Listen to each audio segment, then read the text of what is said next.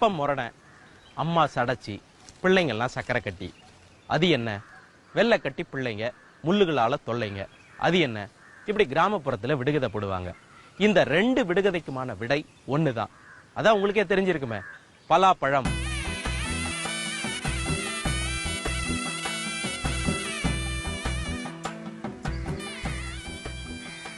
சக்கை, பலவு, விருக்கை, ஏகாரவல்லி அப்படின்னு பலாப்பழத்துக்கு ஏகப்பட்ட பெயர்கள் இருக்குங்க. ஆதி தமிழர்கள்ல இருந்து ஆண்ட்ராய்ட் தமிழர்கள் வரைக்கும் நாக்குல எச்சில் ஒழுக சாப்பிடக்கூடிய பழம் அப்படின்னா இந்த பலாப்பழத்தை சொல்லலாம். இந்த பலாப்பழம் மரத்திலேயே பழுத்துருச்சுனாலும் சரி, யாராவது வெட்டி எடுத்துட்டு போனாலும் சரி, அதனுடைய வாசனை ஊரையே கூட்டிரும். யாரும் திருட்டுத்தனமா பலாப்பழத்தை சாப்பிடவே முடியாது. தமிழகத்துல பலாப்பழத்தினுடைய மனம் கமகமக்க கூடிய ஊர்ல தான் நான் இப்ப இருக்கேன். அது எந்த ஊர்னு கேக்குறீங்களா?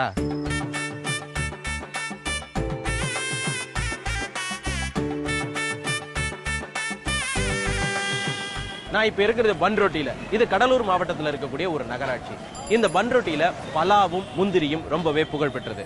இந்த பன்ரோட்டி அப்படிங்கக்கூடிய ஊர் பெயர் அமைந்ததுக்கு பின்னாடி பல சுவாரஸ்யமான தகவல்கள் இருக்கு. அது என்னன்னு தெரிஞ்சுக்கலாமா? பன்ரோட்டி, இந்த ஊர்க்காரங்க இந்த பெயரை பன்னுருட்டி அப்படின்னு தான் சொல்றாங்க. அச்சு முறிந்த தேரை பாடலால் ஓட வைத்த இடம் பன்னுருட்டி அப்படின்னு வந்ததாம். அதாவது பண் என்பது பாடல், உருட்டி என்பது ராகம்.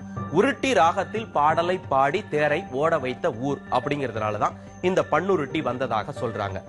பண்களை உருட்டி பாடக்கூடிய பாணர் மரபினர் இந்த ஊர்ல வாழ்ந்ததாலேயும் இந்த ஊருக்கு பன்னுருட்டிங்கிற பெயர் வந்தது அப்படின்னு சிலர் சொல்றாங்க. இன்னும் சிலர் மண்ணை உருட்டி பொம்மைகள் செய்யும் தொழிலை செய்தவர்கள் இந்த ஊர்ல இருந்ததுனால இந்த ஊருக்கு மண்ணுருட்டி அப்படிங்கக்கூடிய பெயர் வந்ததாம். பின்னாளில் இது மருவி பன்னுருட்டியாக மாறியது அப்படின்னு சொல்றாங்க. வரலாற்றின் படி பார்த்தா கிபி 1500ஆம் ஆண்டுகளுக்கு பிறகுதான் தமிழகத்தை நாயக்க மன்னர்கள் ஆட்சி செஞ்சாங்க.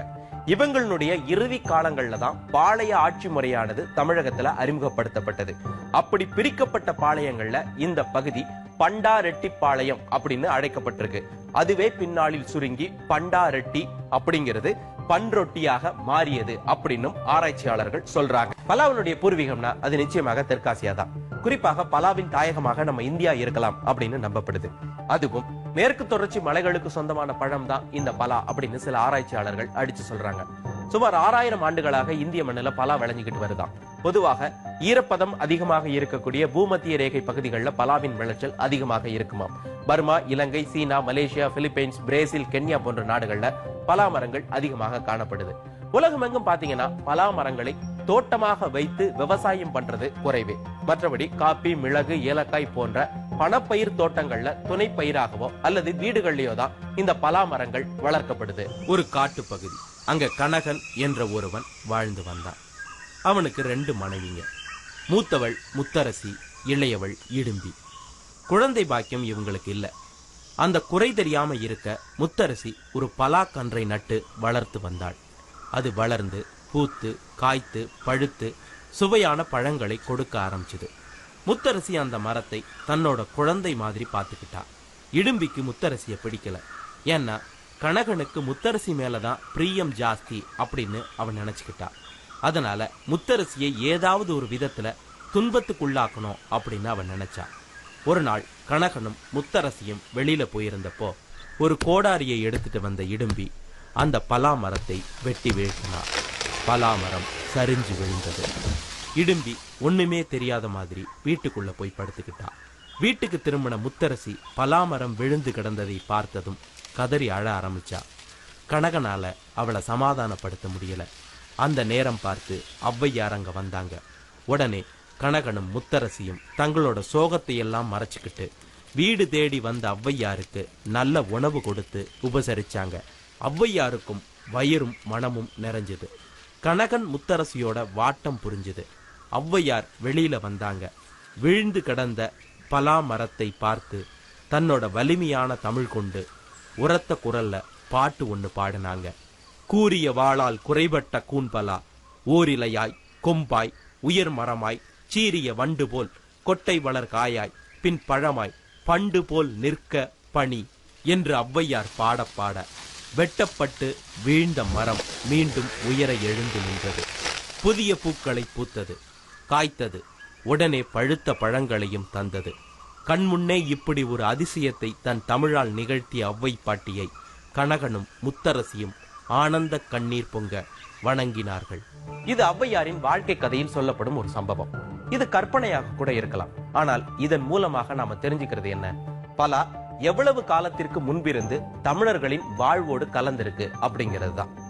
சங்க கால புலவராக கருதப்படக்கூடிய ஔவையார் வாழ்ந்த காலம் கடைச்சங்க காலம் அப்படின்னு சொல்றாங்க. இது கிமு 2ஆம் நூற்றாண்டுக்கும் கிபி 2ஆம் நூற்றாண்டுக்கும் இடைப்பட்ட காலம். இதற்கு முன்பிருந்தே முக்கணிகளில் ஒன்றாகிய பலா தமிழர்களின் வாழ்வோடு இணைந்த பழமாக இருந்துகிட்டு வருது அப்படிங்கறதான் இந்த ஔவை பாடல் நமக்கு விளக்குது. தமிழகத்துல பெரும்பாலும் பலாவை நாம பழமாக மட்டும்தான் சாப்பிடுறோம். ஆனா கடலூர் பன்ரொட்டி பகுதி மக்கள் பிஞ்சு பலாவில பல வகையான உணவுகளை செஞ்சு சாப்பிடுறாங்க. அதாவது சுளைகள் உருவாகாத பலாவுல அவங்க பொரியல் மாதிரியான உணவுகளை செய்யறாங்க. இதே போன்ற உணவு வகைகள் இலங்கையிலையும் ரொம்பவே பிரபலம். அவங்க பிஞ்சு பலாவை பொலஸ் அப்படின்னு அழைக்கிறாங்க. அதுல செய்யப்படக்கூடிய கறியை பொலஸ் கறி அப்படின்னு சொல்றாங்க. இது இலங்கையில் இருக்கக்கூடிய சாதாரண உணவகத்திலிருந்து ஸ்டார் ஹோட்டல்கள் வரைக்கும் ரொம்பவே பிரபலம்.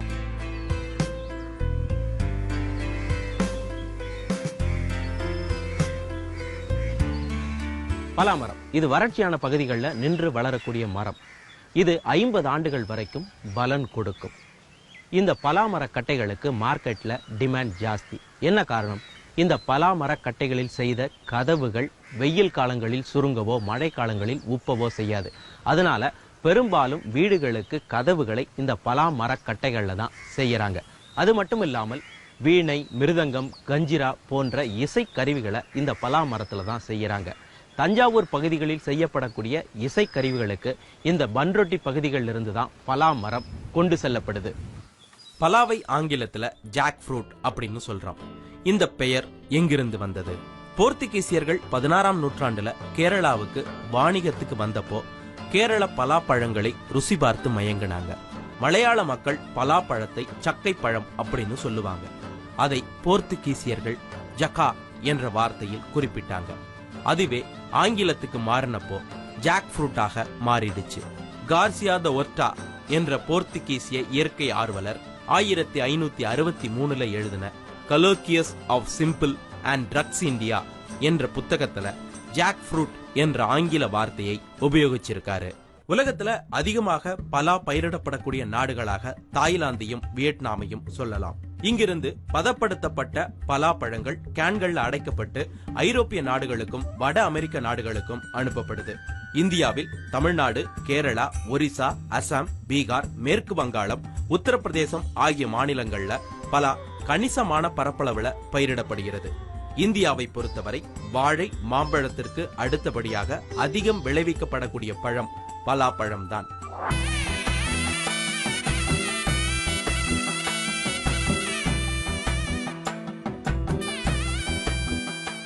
நான் இப்ப இருக்கிறது பன்ரொட்டிக்கு அருகில் உள்ள சிலம்பிநாதன் பேட்டை. என்னை சுத்தி இருக்கிறது எல்லாமே முந்திரி மரங்கள். இது ஒரு முந்திரி காடு.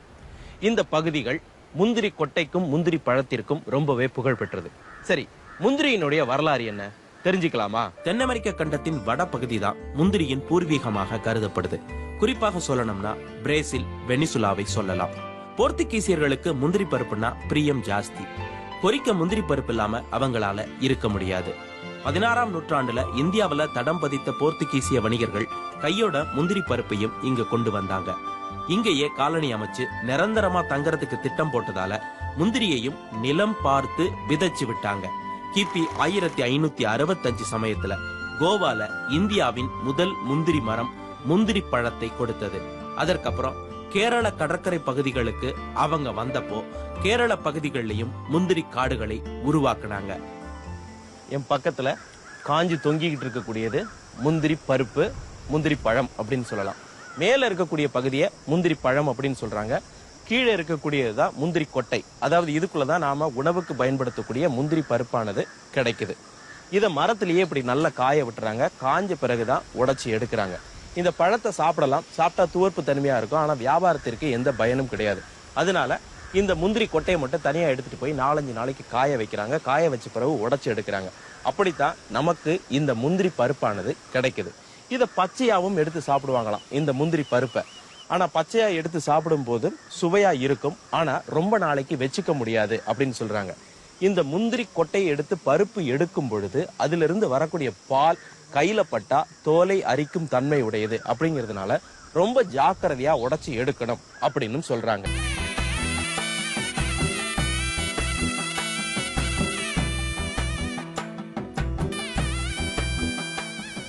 தமிழகத்துல முந்திரி பருப்பு, முந்திரி கொட்டை, முந்திரி பழங்களை கொல்லம் பருப்பு, கொல்லம் பழம், கொல்லம் கொட்டை அப்படின்னு சொல்லக்கூடிய வழக்கமானது இருக்கு. இது எப்படி வந்தது? இந்தியாவுல ஆரம்ப காலத்துல கேரளாவின் கடற்கரை பகுதிகளில் தான் பெருமளவு முந்திரி காடுகள் உருவாக்கப்பட்டது. அங்கிருந்து தான் இந்தியாவின் மற்ற பகுதிகளுக்கு இது பரவிச்சான். கேரளாவின் கொல்லம் பகுதியிலிருந்து கப்பல் மூலமாக இந்த முந்திரி பயிரானது தமிழகத்துக்கு வந்ததுனால இத கொல்ல மரம் அப்படின்னு ஆரம்ப காலகட்டங்கள்ல சொல்ல தொடங்கியிருக்காங்க. அதிலிருந்து கிடைத்த பழம், பருப்பு, கொட்டைகளை கொல்லம் பருப்பு, கொல்லம் பழம், கொல்லம் கொட்டை அப்படின்னு சொல்லக்கூடிய வழக்கமானது வந்துச்சா. முந்திரிக்கு ஹிந்தியில காஜு அப்படிங்கிறது பெயர். இந்த காஜுங்கிற வார்த்தை போர்த்துகீசிய சொல். இந்த வார்த்தையிலிருந்து தான் கேஷு அப்படிங்கக்கூடிய ஆங்கில வார்த்தை பிறந்தது.